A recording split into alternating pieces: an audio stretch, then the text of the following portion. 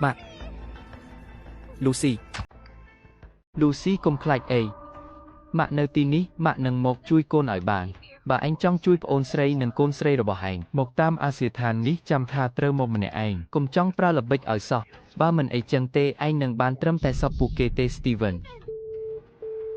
Cứ vì ta chah ní nơi tại lập bích tràn đỏ đà.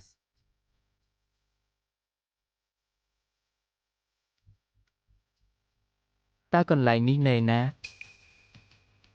Ní cứ chỉ có đạch sửa dạo mùi nơi phiệt san này last year, nơi chóp nâng vi cứ chỉ last year, nhóm thọp chlong các đồng bọn ní cá pi sầm mai sừng cream chỉ mùi, mình chùm lại tê đại cá pi môn dương ban bà ok lẹ luôn nơi lừa có đạch sửa dạo đại khmi mà cha mùi, mình tha vi thật nơi tina nhóm trơ tại tờ tin nút hỏi bà. Trong rai yêu, promo cầm lăng rồi bọn nè hai stream luôn tới chui bù kể, review stream một thầm phiệt cha ở ban chắp bổng phật.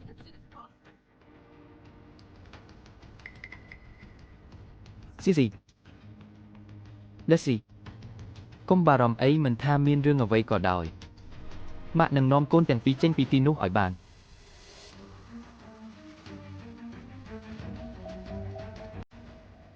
Mấy ni mạc nâng tam đan cúp giang nơi lờ cỏ nịch. Mạc ban đã xên xa lờ côn hai bà côn nin cửt nạc. Mạc nâng tơ chui côn phim dồ tế.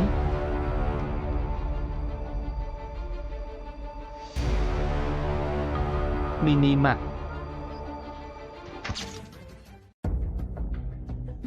Mimi mạc. Nhóm nơi tin ni hai lên bộ kê tử. Hai ní chiếc xe đầy vì nơi tin ni. Chắp rồi cô vi ở nhóm một.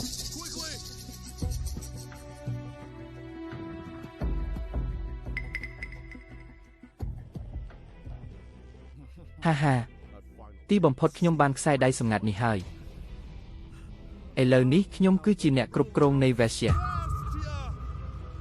Ha ha ha. Vai bằng công mà chát mày. Bên ní tí bầm phốt nhóm khai chỉ nẹ cục krong bật bạc còn này về xe hơi. Anh từ tua bàn xe đầy tam ca prom prieng hơi. Đó lên bù kê tử. Mấy vây bà khmiên xe đầy tề. Anh khmiên đầm lại với tiếng o. Hiên nát một bằng cọp bình chỉ nhóm. Đó lên bù kê mến tế. Bàn. Nhóm nâng đó lên mà nè. Rồi viên pi nẹ ní ta anh rơ vô côn srei rụp ôn srei. Và anh mình prom rơ. Anh nâng xâm lập cho tiếng pi nè. Anh miên pê bay vì nhiệt tỷ. Bay. Pi. Nhôm nâng rơ. Nhôm rơ. Rơ dọc Lucy mini. Lucy nơi khmênh ná niêng mình toan ban score bị phục lộc nơi lợi tệ. Nhôm slap có bàn đài rơ dọc Lucy tử. Tê nhóm mình trong ở miếng sushi slap tê.ពួកគាត់ទាំងពីរសុទ្ធតែជាគ្រួសាររបស់ខ្ញុំមិនអាចបណ្ដោយឲ្យមានរឿងអ្វីកើតឡើងចំពោះពួកគាត់បានទេឈប់លេងសើចទៅនេះអញកំពុងសម្ដែងមែនទេអញកំពុងសម្ដែងមែនទេ Stephen គឺខ្ញុំតើដែលអញស្អប់នោះលេងពួកគាត់ទៅខ្ញុំនឹងធ្វើជាចំណាប់ខ្មាំងជំនួសកុំអីមីនី Steven គឺជាបិសាចដ៏កំណាចម្នាក់អ្នកមិនអាចលះបង់ខ្លួនឯងដើម្បីពួកយើងបានទេម៉ាក់ឈប់លេងសើចទៀតទៅអត់ទេ Anh ban còn đai tờ hỏi ta.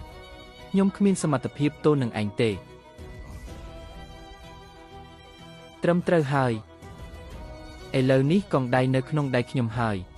Sầm lập anh vì nghi đôi chi công tích sạch lọt anh chân. Bà anh chân hay ai ban chỉ anh khai sạch lọt tờ vĩnh. Có trơ mà dạng đai. Bà anh chân mấy cọc nhom mình sầm lập phụ anh trao tiền ọt tới. Nôm khnia tơ cho nrok tiền ọt khnia tờ. Steven. Complete tha lời ní anh cứ chỉ nẹ cục krong Asia. Bà anh khó sân già. Ta ởប្រជាជនមានជំនឿចិត្តលើanhបានយ៉ាងម៉េចលេងពួកគេទៅហើយខ្ញុំនឹងប្រកាសជាសាធារណៈថាគ្រប់យ៉ាងគ្រាន់តែជាការយល់ច្រឡំប៉ុណ្ណោះបន្ទាប់មកខ្ញុំនឹងប្រគល់តំណែងរបស់ខ្ញុំឲ្យឯងពេលនោះឯងនឹងក្លាយជាអ្នកគ្រប់គ្រង Vasia ដោយពេញសិទ្ធិយ៉ាងណាក៏ខ្ញុំមានខ្សែដៃនៅក្នុងដៃដែរឥឡូវនាងលេងបង្កបញ្ហាឲ្យខ្ញុំបានទៀតហើយល្អណាស់លេងពួកគេទៅឈប់សិនជប់សិនបរិះម្នាក់កាលពីឆ្នាំមុនលោកមេតប Wells តាមានរឿងអ្វីមែនទេដឹងទេថាហេតុអ្វីបានជាឯងចាញ់ស្រីអ្នកភូមិម្នាក់នោះគឺមកពីឯងមិនទាន់សាហាវគ្រប់គ្រាន់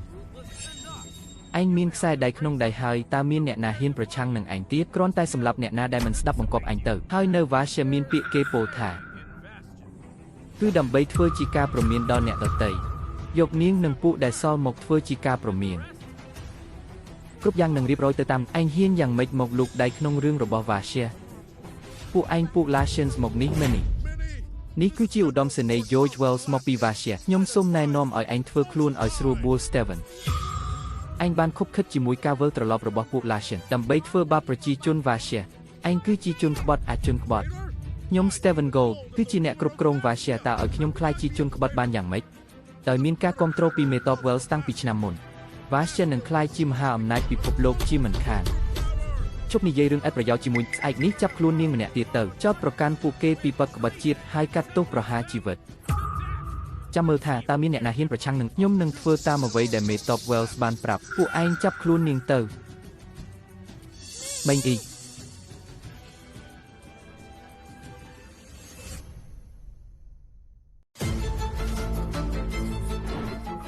សម្លៀកបំពាក់ក៏បានស្លៀកពេលសម្លាប់អ្នកគ្រប់គ្រងក្រុង Vasha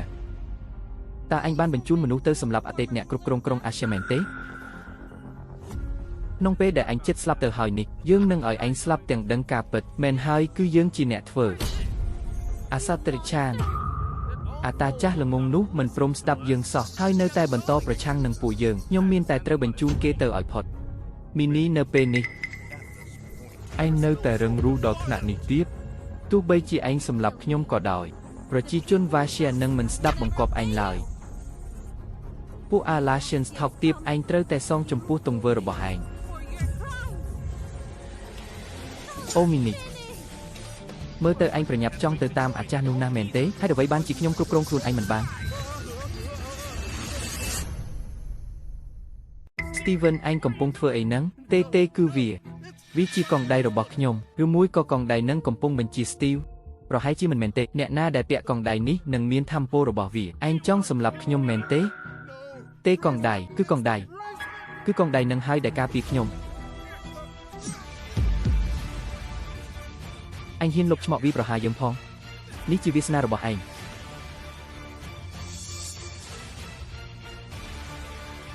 របស់នេះជារបស់ខ្ញុំហើយអបអរសាទរផងលោក Metop Wells ស្អីគេឯងត្រឡប់មកវិញហើយ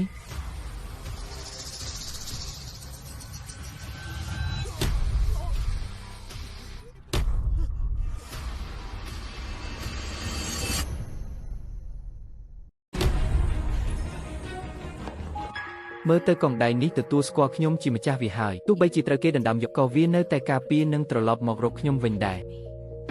របស់នេះពិតជាអស្ចារ្យមែនមិនឆ្ងល់ទេដែល Steven ចង់បានវាខ្លាំងម្ល៉េះពួកឯងបញ្ជូនកម្លាំងមកបន្ថែមហើយឡោមព័ទ្ធកោះនេះឲ្យជាប់ខ្ញុំត្រូវតែយកកងដៃនេះឲ្យបានឈប់យកសັບទៅកងដៃនេះគឺជាសម្បត្តិរបស់ Vasha វាមិនមែនជាផ្ទាំងគំនូរសម្រាប់ឲ្យឯងមកបំផ្លាញតាមចិត្តទេបើឯងហ៊ានឈានមកមួយជំហានទៀតកុំបន្ទោសថាខ្ញុំប្រើធម៌ក្តៅឲ្យសោះខ្ញុំនឹងដណ្ដើមយកកងដៃតូចមួយនេះរួមទាំង Vasha ទាំងមូលផងដែរឯងហ៊ានណាស់នេះជាស្អីហ្នឹងលោក Metop Strong បាត់សញ្ញាពីកោះហើយប្រព័ន្ធរបស់យើងក៏គាំងដែរជូនដំណឹងដល់គ្រប់គ្នាឲ្យចុះចតលើកោះជាបន្ទាន់ហើយទៅជួយសង្គ្រោះម្ចាស់ឥឡូវនេះឬទេ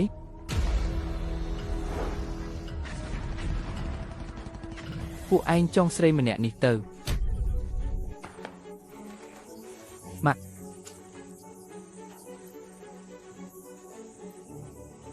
អាថោកទៀបលេងឯងទៅអញមិនបានល្ងងដល់ថ្នាក់នឹងទេឃើញច្បាស់ណាស់ថាកងដៃនេះកំពុងការពារឯងប្រាប់អញមកពីវិធីធ្វើកងដៃនេះចង់ឲ្យឯងស្ដាប់បង្គាប់ឯងតើតែឯងងាប់សិន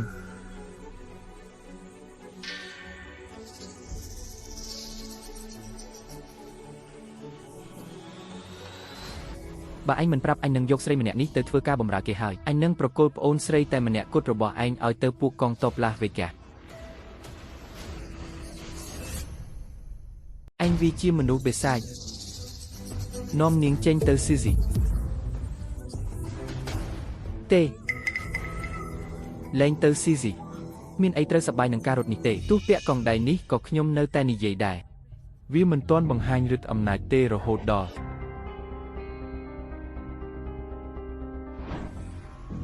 ដោះលែងប្អូនស្រីនិងកូនស្រីខ្ញុំទៅនោះខ្ញុំនឹងនិយាយហា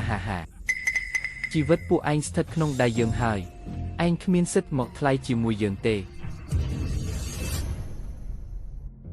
ប្រើឈាមរបស់ឯងទៅស្រក់ឈាមស្រស់របស់ឯងទៅលើកងដៃនេះហើយវានឹងទទួលស្គាល់ឯងជាម្ចាស់របស់វាដោយស្វ័យប្រវត្តិពិតមែនហើយខ្ញុំអាចបង្ខំឲ្យឯងជឿខ្ញុំបានហាហាជីវិតពួកឯងស្ថិតក្នុងដៃយើងហើយយើងមិនគិតថាឯងហ៊ានកុហកនោះទេ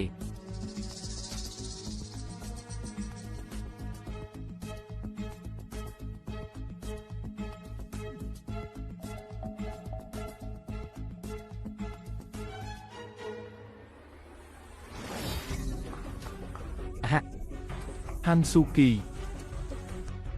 នាងក្មេងចង្រៃហ៊ានបោកយើងផងអីពួកយើងនាំពួកវាទៅសម្លាប់ចោលទៅលូស៊ីកុំអីម៉ាក់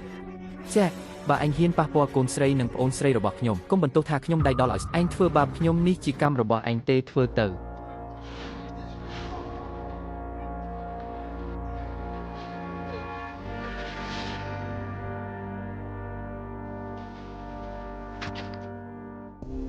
ហេតុអីបានជានាងកាន់តែខ្លាំងជាងមុនបែបនេះ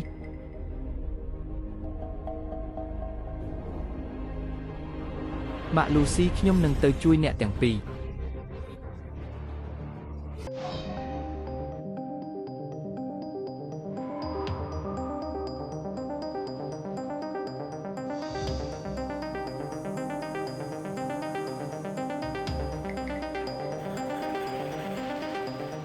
មីតលេងខ្ញុំនឹងសម្លាប់ឯងឈប់ទៅចុចកម្លាំងតបខាងក្រៅរបស់ឯងចុះចាញ់អស់ហើយចុះចាញ់ឥឡូវទៅល្អជាងមិនអាចទៅរួចឯងហ៊ានណាស់ដែលធ្វើបាបបងប្អូនស្រីរបស់ខ្ញុំនិងលេស៊ីថ្ងៃនេះខ្ញុំនឹងកម្ចាត់អំពើអាក្រក់របស់ឯងឲ្យអស់ជេមានឈប់សិនថ្ងៃនេះខ្ញុំនឹងកម្ចាត់អំពើអាក្រក់របស់ឯងឲ្យអស់ជេមានឈប់សិនមែននេះបើលោកសម្លាប់គេខ្ញុំបារម្ភថាវានឹងបង្កជាជម្លោះរវាងប្រទេសយើងទាំងពីរអ្នកនិយាយត្រូវហើយ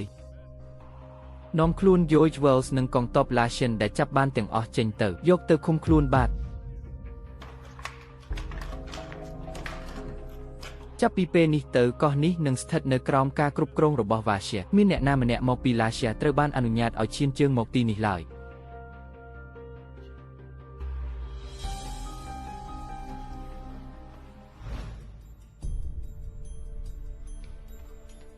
មែននេះមានដំណឹងអាក្រក់ហើយយោជសម្រាប់ខ្លួនក្នុងគុកបាត់ហើយ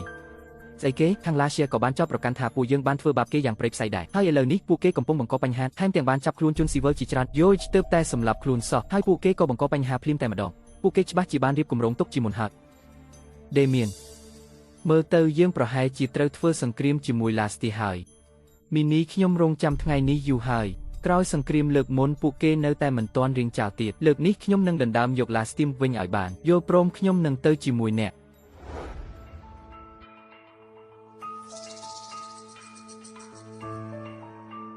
ចាន់ហាចុះនៅវ៉ាសាអស់មនុស្សហើយមែនទេចុះស្រីសំផឹងម្នាក់នេះជាមេបញ្ជាការរបស់អ្នកមែនទេ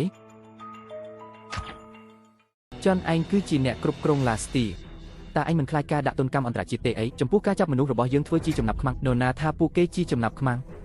ពួកគេគ្រាន់តែទ្រាំលែងបាននឹងការជិះជាន់របស់ពួកវ៉ាស្ទីហើយក៏បានស្ម័គ្រចិត្តចូលរួមជាមួយប្រទេសយើង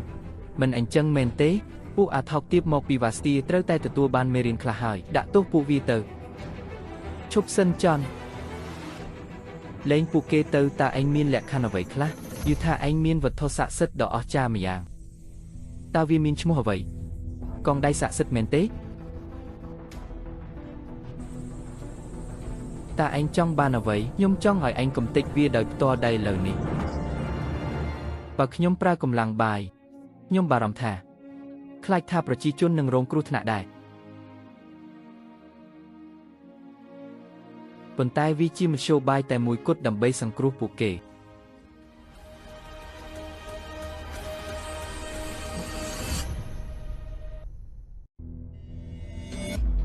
បោះវាចូលទៅក្នុងជ្រោះទៅ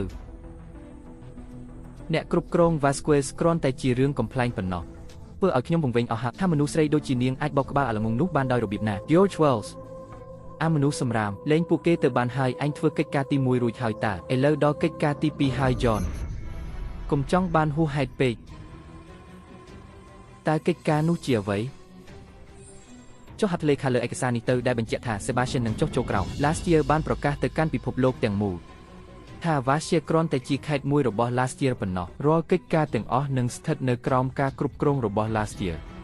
ឯងមិនអាចឈ្នះពួកយើងនៅលើសមរភូមិបានទេទើបឯងប្រើវិធីថោកទាបបែបនេះមែនទេចង់ហៅវាយ៉ាងម៉េចក៏តាមចិត្តឲ្យតែវាអាចឲ្យខ្ញុំជន់ឈ្លីឯងបានវាគឺជាវិធីដ៏ល្អខ្ញុំគ្មានថ្ងៃចុះហត្ថលេខាទេបោះពួកវាទាំងអស់ចូលក្នុងជ្រុះទៅ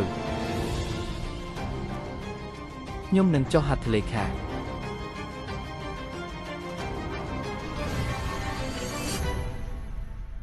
ទៅឯងជាបិសាចឯងស្មានថាខ្ញុំនឹងធ្វើតាមបញ្ជាឯងមែនទេក្រោយពេលកំទេចកង់ដៃនេះរួចខ្ញុំលែងជាមនុស្សម្នាក់នោះទៀតហើយតែធ្លាប់តែត្រូវគេធ្វើបាបនៅក្នុងភូមិហើយក៏មិនមែនជាអាល្ងងដែលគ្រប់គ្នាតែងតែសើចចំអកឲ្យដែរឥឡូវនេះមិនត្រឹមតែខ្ញុំអាចការពារបងប្អូននិងកូនរបស់ខ្ញុំបានប៉ុណ្ណោះទេប៉ុន្តែខ្ញុំក៏នឹងការពារអ្នកគ្រប់គ្នានៅ Boston ដែរមិនរឿងនេះមិនអាចទៅរួចទេប៉ុន្តែឥឡូវនេះដល់ពេលដែលត្រូវសងស្នងវិញហើយខ្ញុំទាមទារឲ្យអ្នកចេញលិខិតចុះចូលចំពោះ Vasti ភ្លាមនេះ Vasia នឹងត្រូវបន្ទាបឋានៈមកត្រឹមជាខេត្តមួយពួកយើងនឹងស្ដាប់បង្គាប់អ្នកគ្រប់គ្រង Vasia ពួកយើងនឹងដកហូតទឹកដីអញទាំងអស់មកវិញរួមទាំងវត្ថុបុរាណវប្បធម៌ផងដែរសូមជួយអ្នកគ្រប់គ្រងសូមជួយដល់អ្នកគ្រប់ហើយនោះគឺជាសាច់រឿងរបស់អ្នកគ្រប់គ្រង Vasia ពិតជាអស្ចារ្យមែនពេលខ្ញុំចង់ធ្វើជាទាហានដើម្បីការពារ Vasti តើខ្សែដៃដែលធ្លាក់ចូលក្នុងជ្រុះនោះបាត់មែនទែនហើយមែនទេគួរឲ្យស្ដាយណាស់តាមពិតទៅពួកយើងគ្រប់គ្នាសុទ្ធតែមានខ្សែដៃស័ក្តិសិទ្ធិមែនខ្សែដៃស័ក្តិសិទ្ធិនេះតំណាងឲ្យការប្រាជ្ញាចិត្តចំពោះមនុស្សជាទីស្រឡាញ់និងការលះបង់ចំពោះក្រុមគ្រួសារមិនថាត្រូវជួបការលំបាកធំធេងកម្រិតណាក៏ដោយឧបសគ្គអ្វីក៏អាចជំនះបានយ៉ាងងាយដែរឲ្យតែគ្រួសារយើងចេះជួយជ្រោមជ្រែងគ្នាហើយមិនបោះបង់ចោល